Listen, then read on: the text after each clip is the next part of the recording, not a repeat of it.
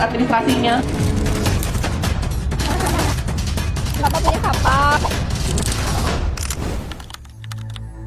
1 tahun lalu, tepat 20 Februari tahun 2025, Gubernur Maluku Utara Serly Coanda memulai amanah besar menghadirkan perubahan nyata. Dan perubahan itu mulai terasa.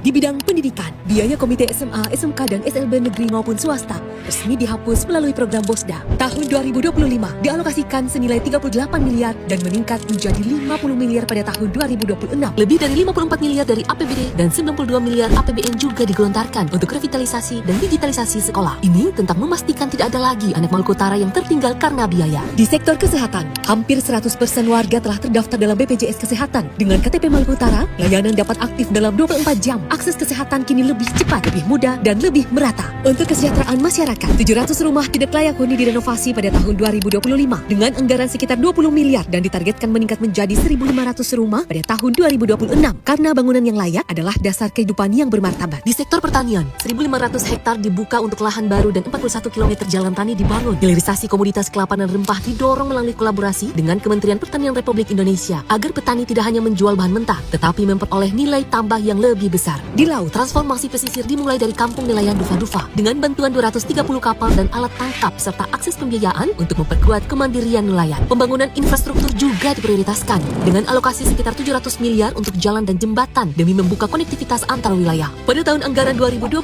Dinas PUPR Provinsi Maluku Utara membangun 8 unit jembatan dengan total bentangan 145 meter di Desa Sambiki, Ruas Labuha Sawadai, Laiwuyu Juketamo, Sangu Induk, serta Tulabi Togore Batua. Selain itu, dibangun jalan beraspal sepanjang 6,2 km pada ruas SP Sidanguli Jailolo, Ibu Kedi Galela, dan Tolabi Togore Batua. Pada tahun anggaran 2026, direncanakan pembangunan lapen sepanjang 49,5 km dan jalan beraspal 15,5 km di wilayah Halmahera, Pulau Mangoli, Pulau Mekian, dan Kota Ternate. Pada tahun yang sama, juga akan dibangun 12 unit jembatan dengan total bentangan 662 meter di sejumlah sungai dan ruas provinsi, antara lain Ake Bastion, Ake Bibinoi, Ake Dolik, Ake Samo, Kalioba 2, serta ruas Laiwui Jikotoma Anggai. Dan dalam tata kelola pemerintahan, Maluku Utara berhasil masuk pada zona hijau Monitoring Center for Prevention KPK dengan skor 89. Ini merupakan bukti komitmen terhadap pemerintahan yang lebih bersih. Perekonomian Maluku Utara tahun 2025 tumbuh sekitar 34,17%, menjadikannya salah satu pertumbuhan ekonomi tertinggi di Indonesia. 1 tahun mungkin belum cukup untuk menyelesaikan semuanya.